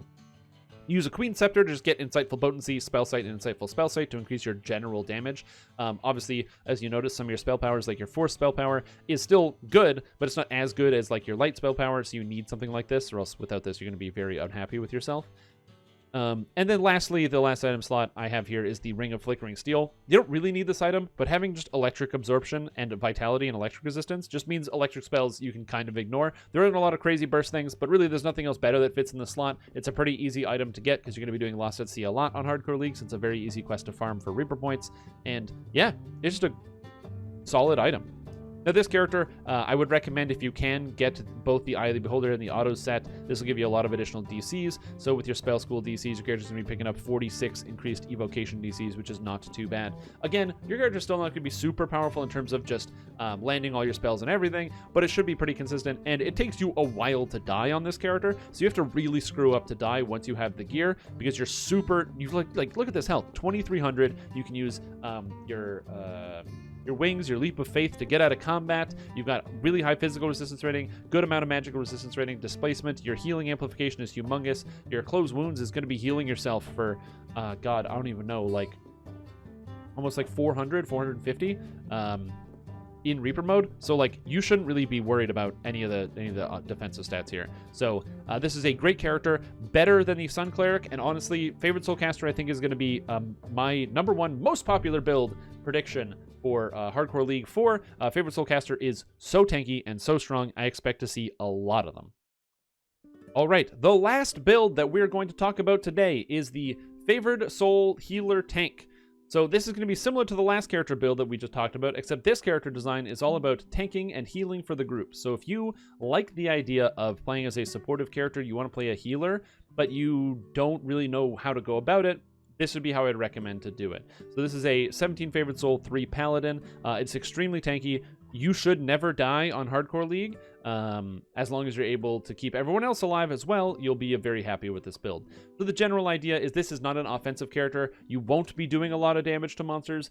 You won't be very strong in terms of outputting damage, but you'll be super tanky, super defensive, and if you have a friend group, you'll be able to protect your friends. So this is a Constitution 18, Charisma 16, and then a bunch of just balancing out the skill stats, because you don't really need a lot of stats. This works as a 28-point build, but 32 just makes it a little bit nicer. And maxing out Constitution is the main thing. As far as your skills go, you actually need Intimidate. It's essential for this character build to work, so you'll be maxing out your Intimidate here, and then the rest I just said Heal, because Heal is good for healing, since you're a healer and a tank. As far as your abilities go, you grab Quicken, because you want to be able to cast Quicken spells, and Maximize. You might ask why you need Maximize, and again, it's that Closed Wounds I was just talking about. Closed Wounds is really good, granting you a lot of defensive stats, because you can effectively just heal yourself and others very easily, and so you don't want to give that up. So Quicken to Maximize Closed Wounds are just always good for this type of character. On top of that, you still follow the Sovereign Host, because it gives you a special big heal that you can cast on yourself with Unyielding Sovereignty. On top of that, it also lets you use Long Swords with your Charisma to hit and damage, because this is a Charisma-based, not a Wisdom-based build. And so this lets you at least do something in the early game to help level with your friends. You're mostly going to be doing just attacking if you're playing with a group. So it's not going to be a fast leveling character solo. In fact, it's going to be one of the slowest leveling characters in DDO solo. So make friends. Shield Mastery, then picking up Force of Personality to get Charisma to your will saves, Stout of Heart for the extra hit points, Improved Shield Mastery, Cold Absorption, Toughness, Greater Shield Mastery, as well as Fire Absorption, and then Epic Toughness, Spell Power, Positive, grabbing Epic Reflexes, as well as Epic Fortitude, Deific Warding, Perfect Shield Mastery, and then Sign of Celestial for all this extra health. So your character gets really, really defensive, really, really fast. Moving into Enhancement Tree. This character, as a tank, the main tree is the Beacon of Hope. Now, that might sound really weird. Like, why would Beacon of Hope be the main tree for a tank? And the reason for this is because Beacon of Hope grants all this extra healing crit, all this healing amplification for all these cores, plus it grants the Beacon of Hope ability, which is a massive heal, and it dispels pretty much all negative effects off of people, so it's amazingly powerful. And the Beacon of Grace, which you can just throw it all the time. Plus allows you to buff your allies with Hope for Protection and Hope for Victory, giving them more melee and range power, as well as physical and magical resistance rating, which is great. It gives you the Beacon of Hope Optimism, where as you buff people, you get tankier. So this is 20 physical and magical resistance rating, as long as you're actually casting these spells. And then all the way at the top, you get the Flame of the Favoured, which you just drop the healing wall on yourself where you're standing, and you can tank anything, because it's just going to heal you back to full pretty much the entire time while you're standing there, and all your allies who are nearby. The Undying Beacon, so when you use your beacon, it gives people 170 extra unconsciousness range, and since you have this Flame of the Favoured active, you drop down the Flame of the Favoured, you use your beacon, and if somebody gets knocked unconscious by a rogue fireball, the Flame of the Favoured is going to instantly pick them back up so they can start running away, and they can go down to minus 170 before they die, which is great. Spell-like ability Heal just lets you get 2 heals off, and then finally Hope for Success. Cast this on whoever your biggest DPS character is, and it increases their damage by a big amount for a short time. This character also uses the Aasimar tree, grabbing all of the healing hand stuff here because it's still better to have the healing hands than to not have the healing hands. It's not great, but it's better than nothing. You'll have a little bit of wisdom on this character. On top of that, you still grab the Divine Purpose Protector, pretty much all the stuff I talked about before, but you also take Tower Shields here, so that way you don't have to take the feat. You also take the extra healing amp and, of course, the Protective Stance. Falconry, as I said before, you're going to grab Conditioning. However, you go 1 extra point to grab Well-Rounded, because this is 1 point for 3 physical and magical resistance rating, which is not too bad. And then out of the Sacred Defender tree, you grab the Defensive Stance, and you also grab Tenacious Defense to give you 20% competence bonus to maximum hit points. Epic Defensive Fighting would give you 5% more with this build, but then it means you couldn't cast healing spells at range, which this character is a full healer. So if you want, you never have to tank anything. If you hate the idea of touching monsters, this character is a full healer, will have no issues healing people, should never let anyone die unless you personally screw up the keyboard and mouse and don't press the healing button on them before they die. This character has a ton of healing output, and if you want to tank, you're super tanky as well. So as far as the Epic Destiny goes, Unyielding Sentinel is where you want to be. You're grabbing the extra Divine Energy resistance to cast on you and all your friends. You're picking up all this Legendary Shield Mastery for the extra defensive bonus because you have all the feats. You grab Renewal so you can cast on yourself and all of your allies. And then you have this Constitution here. On top of that, you also grab Strength of Vitality for the extra hit points, Harden for the armor class, Undying Vanguard. So if you start dying, you press this button and now you're not dying. You have 10,000 hit point bubble and nothing is going to do 10,000 damage unless you're playing like higher than Reaper 5, which I don't recommend you do on hardcore. Celestial Mandate as well is just an attack you can use for extra threat. You should be able to intimidate everything, but just in case you're not, this is a good ability to use. Your twists are going to sound really crazy, but I actually recommend that you twist in Consecration and Sacred Ground. This means you can press a button called Consecration. It throws down a puddle of fire underneath you that deals damage to enemies. But most importantly, with both these two things twisted, it also heals you and all your allies. So with this down, you'll have Consecrate, which is healing you for 1 point per character level, and then you have your Healing Wall, which is healing for that much. So people that are standing in your Healing Wall and Consecrate, it's almost impossible for them to die unless they get one shot, which is great. It's very defensive, it's very tanky, and it's a very positive and supporty. So that's why I recommend this sort of character build specifically here. As far as the items go, this is going to be the most annoying character to gear out for 2 reasons. 1, you need people to help you. You cannot do this yourself because you're playing as a character that is 0 DPS. You need people to help you get items, so please beg people, have friends, and if they help you, then you can help them back by being able to take everything and all of their quests. This character build uses the Sharn set, the Guardian of the Gates, getting the Watch Captain's Plate Mail, plus the standard issue faceplate and the standard issue sigil. It then also uses the Winter set, from the Deep Snow Boots, the Prince's Gauntlet, the Nocturne Ring, and the, I can't actually show the shield here because it doesn't fit, but the Bulwark of Snow, which gives you a whole bunch of defenses, as well as Force Absorption, which is one of the most dangerous effects in the entire game, especially in Hardcore League. Then you grab the Duskbone Ring because this gives you Profane Life Force. It's higher than this, so it's actually 72 health, which is nice, and Ghostly, a stat that you don't get on other pieces of gear. Then you use the Cloak of Spring for the Dexterity, Insightful Dexterity, Electric Absorption, and Parrying. More Elemental Absorption, the better. You're going to be very happy about the Elemental Absorption on this character because you only have 193 magical resistance rating, so reducing the magic damage you take is great. The Bottle of Shadows is nice because it also grants Lesser Displacement, an effect that you don't have anywhere else because you don't get any other items. So this gives you a 25% chance to be dodged by monsters in combat, plus the Profane Well-Rounded is pretty good. You should never encounter Law or Good damage, but still, it's not too bad. Then Collective Sight gives you all of your charisma for the most part. Your character is not really charisma based, but it needs charisma for extra saves with your paladin stuff and also for intimidating people, so this is kind of important to have. As far as your main hand weapon, it doesn't matter, so just grab a Morning Lord's Longsword so you can slap people with your sword. And then lastly, a Slave Lord's Crafted Belt is really nice to get some extra mana, bonuses to all saves, and quality Intimidate. You want as much Intimidate as possible so you can hold on to all of the monsters. This build also throws in Hallowed Castigators just because it gives Devotion, Healing Lore, and Insightful Sheltering. It's just such a good item for a character that's already going to be healing. So as a result, you've got 263 healing amps, so you can heal yourself easily in Reaper mode. Lots of physical magical resistance rating. Your armor class is less than 200, which is not that great for a tank, but you're really stretched here because you can't fit in any raid gear or any cool items. So just keep that in mind. Health points, not as high as that Barbarian, but bear in mind, way tankier. And also you have the capacity to heal yourself, and your saves are really strong. 107 Fortitude, 97 Will, 89 Reflex. You shouldn't really have any issues for the most part with regular content in terms of that. You got 600 Threat Generation, which isn't the best, but it's good enough. Like, it's something, so it's not too bad. And then most importantly, you don't have a lot of spell points, but you can do a lot of it from your legendary chains, which is nice. And then your positive spell power is around 600 when you're casting your spells, which is pretty good. So that's the tank build. You essentially want to get in front of people. Oh yeah, and Intimidate. Intimidate ends up at 101. without any friends. If you happen to have anybody that can cast Greater Heroism on you, that's an extra 4 points. You know, there's other stats if you have a bard in your party, that sort of thing. You'll be pretty happy. So pretty defensive character, so just keep that in mind. And this is the tank build. The filigree said I had Nihilstils in here just for the extra 100 hit points, and after that I don't even know what you would take, but this character should work. Bear in mind, this is based off of the tank character that I actually run on regular servers, so I didn't just make up this character build. I run a character like this. His name is Strimtom. I tank raids with Strimtom. I can tank raids on Reaper mode, and I can do all the way through R8s without a healer, so I can do Reaper 8 without a healer. Reaper 10 is a little sketchy, and I need a healer, or I can fully heal a Reaper 10 no problem, but this character can solo heal a Reaper 8 where I am tanking the monsters and healing myself and healing the entire party on Reaper 8 because I actually have the gear. This character, no gear, no past lives, none of that. A little sketchier, but you should be fine all the way through Reaper 4 if you want to do that, although most people do Reaper 3 or Reaper 2 at end game to actually do their leveling. Now, because I'm a really good content creator, I decided I'm going to be doing some honorable mentions. So these are character builds from previous hardcore leagues that I would like you guys to check out.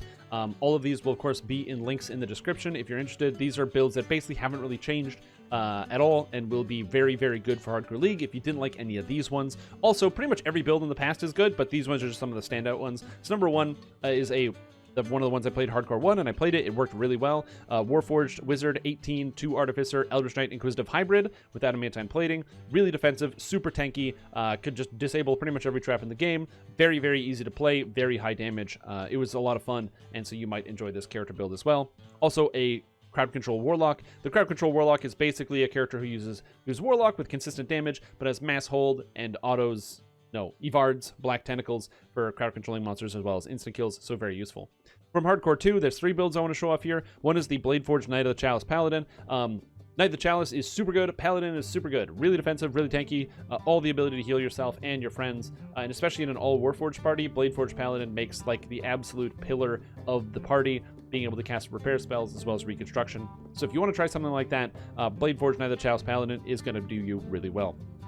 Another one from Hardcore 2 was the Ranger Alchemist Inquisitive. This character was designed specifically because you want to be intelligence-based, but it requires a lot of dexterity to play as an Inquisitive. The Ranger Alchemist version allows you to get intelligence hit and damage without needing Harper, and all the feats for ranged without needing the dexterity. So that's kind of the combination of these two things. You got the Ranger build for that, and you got the Alchemist for that. And then it also has a little bit of Artificer just so you can disable every trap in the entire game. Really fun. Will work out for you if you're looking for that. A lot of people told me they had great success. I didn't play it personally, but a lot of people said it worked out super duper well, and they're planning on playing it again. And then lastly, for Hardcore 2, that is Bombardier Alchemist. Some people might be scared by some of the nerfs, but Bombardier was such an easy leveling path in Hardcore when I did it. I died in Hardcore 2 on my Alchemist because literally the entire game froze for over a minute, and there was nothing that I could do because Hardcore 2 had insane lag spikes all throughout it that fortunately have been fixed, but yeah, it was not good for Hardcore 2 and good for my Bombardier Alchemist. But beyond that, I was just clearing rooms. The second you get multi-vial, the game basically is just over, and especially if you're just clearing stuff on Elite 5 levels over, you will never run into a single problem doing 5k on Bombardier Alchemist. It'll be the easiest 5k of your whole life. And then finally, Gnome Bear Druid from Hardcore 3. I played this for the 5k favor, and I loved it. Gnome Bear Druid was extremely powerful, and I highly recommend it. I will be, of course, linking to this one again. This build is unchanged and is absolutely delightful. So please consider Gnome Bear Druid if it's interesting to you.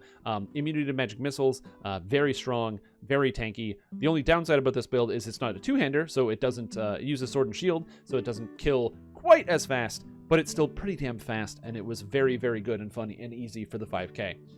Anyway, that's all I have for you today, so thank you guys for checking out this video. If you have any questions or other ideas about it, please let me know. And if you liked any of these different builds and you want to play them, of course, they are all in the link in the description of the video. I'll pin the top comment as well so people can find it in case they don't read the description, which happens all of the time, and that should be it. Now, of course, if you want to see me playing some hardcore, you want to get some pro tips, and you have questions you want to ask me directly, I will be streaming a lot of hardcore over the next few days, so please check out the Twitch stream at twitch.tv/Strimtom. That is twitch.tv/Strimtom to check out all of that stuff so you can be up to date and know what the pro strats are for Hardcore League. Anyway, that's all I have. Thank you for watching. Have fun, not dying, and stay alive, everybody.